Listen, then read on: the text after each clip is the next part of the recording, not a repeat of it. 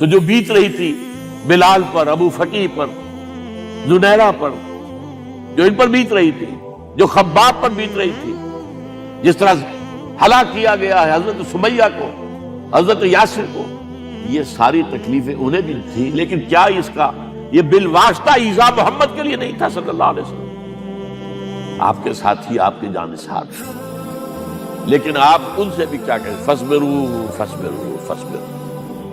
جب ابو جہل بدترین ٹارچر کر رہا تھا حضرت سمیہ اور حضرت یاسر کو رضی اللہ تعالی عنہما، آپ کے علم میں ہے کیسی کیسی ٹارچر کی ہے؟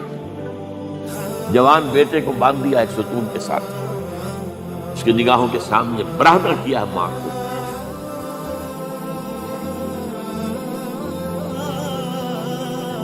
ہاتھ میں ایک مورتی ہے، جب تنگ آ گیا ستا کر تنگ کر کے مار مار کے حضرت سمیہ ٹس سے مس نہیں ہو رہی، کہتا ہے تم ایک دفعہ کہہ دو سمیہ کہ ہاں اس مورتی میں بھی کچھ ہے، میں تمہیں چھوڑ دوں۔ انہوں نے تھوک دیا، برچھا مارا ہے شرمگاہ کے اندر۔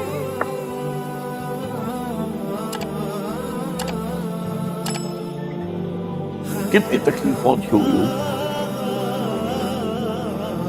لیکن آپ گزر رہے، اصبروا یا آل یاسر فإن موعدکم الجنہ، اے یاسر کے گھر والوں صبر کرو، تمہارے استقبال کی تیاریاں ہو رہی ہیں جنت۔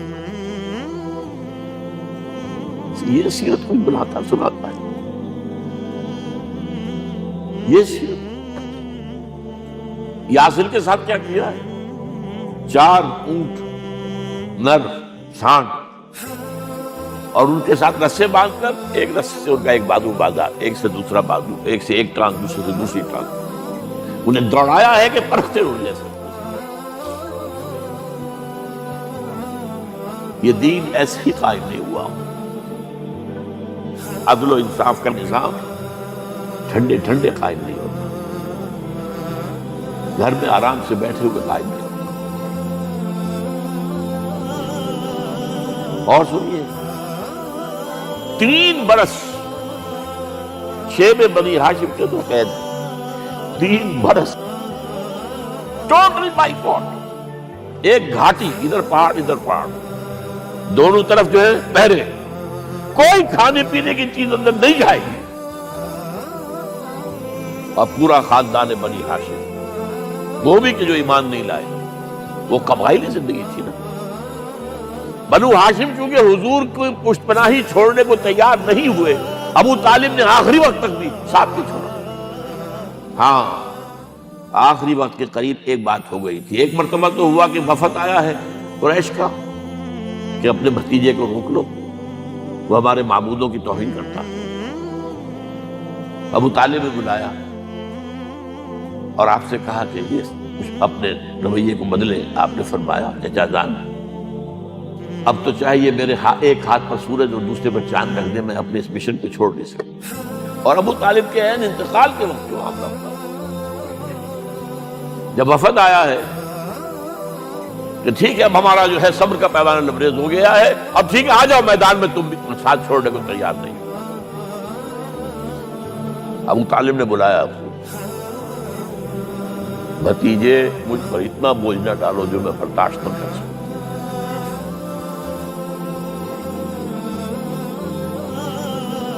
حضور کی آنکھوں میں آنسو آتے، چچا جان اب تو یا یہ بات پوری ہوگی یا میں اپنے آپ کو ختم کروں، اسی میں ختم ہو۔ 12 شیب بنی ہاشم میں 3 برس کی سال میں گزرے ہیں، ٹوٹل بائیکاٹ، کوئی کھانے پینے کی۔ کچھ لوگ تھے شریف النفس، مثلاً حکیم بن حزام سے رضی اللہ تعالیٰ، اور بعد میں ایمان لے آئے۔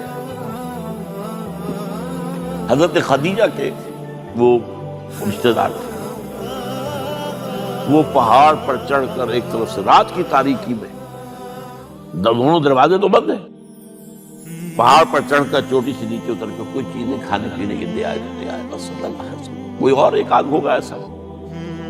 یہاں تک نوبت آئی ہے کہ بنی ہاشم کے یہ پھول جیسے بچے معصوم بھوک سے بلبلا رہے ہیں، اور اس کے سوا کچھ نہیں ہے کہ سوکھے چمڑے ابال کر اس کا پانی ان کے حلق میں ٹپکا دیا جائے۔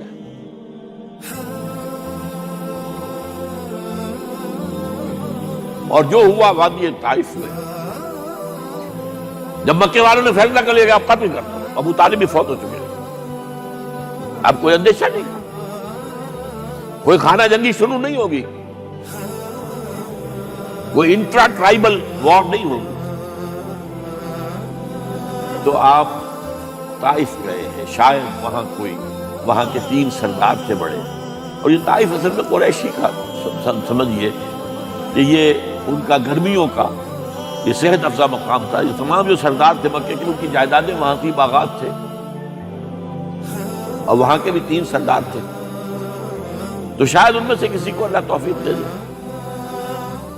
وہاں گئے ہیں اور صرف ایک ساتھ ہیں، حضرت زید بن حارثہ، حضرت ابوبکر بھی ساتھ نہیں، سائے کی طرح ساتھ رہنے والا بھی ساتھ نہیں۔ وہاں جا کر جو آپ نے تینوں سے بات کی ہے، تینوں نے وہ باتیں کہی ہیں جو کلیجے کو چیر جائے، اور اس میں کیا ہو رہا ہے؟ اسٹریٹ ارچنز جو کہلاتے ہیں ہمارے جھوکرے گلیوں کے، انہیں اشارہ کر دیا ذرا ان کی خبر لو، اب وہ پتھراؤ کر رہے ہیں۔ جیسے ہمارے ہاں کوئی آ جاتا ہے، کوئی نیم پاگل یا کوئی اور کسی طرح کا مست قسم کا آدمی، اور اس کے اوپر چھوکرے چاروں طرف ہوں اور ستا رہے ہوں، یہ نقشہ تھا، اور طائف کی گلیاں تھیں، اور محبوب رب العالمین تھے۔ ادھر سے پتھر آ رہے ہیں تو زید بن حارثہ رکاوٹ بن گئے، لیکن پیچھے سے آ رہے ہیں، وہ کیسے روکیں گے؟ پیچھے جاتے تو ادھر سے آ رہے ہیں۔ جسم لہو لہان ہے، خون رس رس کر زخموں سے جوتیوں میں آ کے جم گیا ہے۔ پھر وہاں سے آپ نکل کر گئے، ایک باغ میں تھوڑی سی پناہ لی ہے تھوڑی دیر کے لیے، جوتے بڑی مشکل سے اترے ہیں، خون جمع ہوا ہے، اور وہ جو پھر دعا نکلی ہے آپ کے وہ کلیجے کو چیر جانے والی، اللہم الیک اشکو ضعف قوتی وقلت حیلتی وحوانی علی الناس، اے اللہ تیری جناب میں فریاد لے کر آیا اپنی قوت کی کمی کا، اپنے وسائل کی کمی کا، اور لوگوں میں جو رسوائی ہو رہی ہے، الی من تکلنی الی بعید یتجہمنی او الی عدو ملکت امری، مجھے کس کے حوالہ کر دیا ہے؟ مجھے دشمن کے حوالے کر دیا جو چاہے میرے ساتھ کر گزرے۔ لیکن پھر مقام عبدیت کا ظہور ہوتا ہے، ان لم یکن علی غضبک فلا ابالی، اے اللہ اگر تو ناراض نہیں ہے، مجھے اندیشہ یہ ہو گیا کہ کہیں تو ناراض تو نہیں ہو گیا ہے، کہیں تو نے میرا ساتھ تو نہیں چھوڑ دیا، اگر تو ناراض نہیں ہے تو مجھے کوئی پرواہ نہیں، جو ہو سو سر تسلیم خواہ جو مزاج یار میں آئے۔ واپس آئے ہیں تو مکے میں داخل نہیں ہو سکتے تھے، وہاں تو قتل کا فیصلہ ہو چکا ہے۔ بہرحال یہ چند باتیں میں نے آپ کو بتائی، باقی تو یہ کہ غار ثور ہے کیسی کیسی، اور پھر غزوہ بدر سے پہلے کی رات ہے، اور وہ آپ کا زندگی کا طویل ترین سجدہ ہے، اس میں جہاں تک یہ الفاظ بھی آپ نے کہہ دیا، اللہ اگر کل یہ جو 313 یہاں جمع ہیں اگر یہ ختم ہو گئے تو پھر قیامت تک تیرا نام لینے والا کوئی نہیں ہوگا، میں آخری رسول اور میری یہ 15 برس کی کمائی ہے۔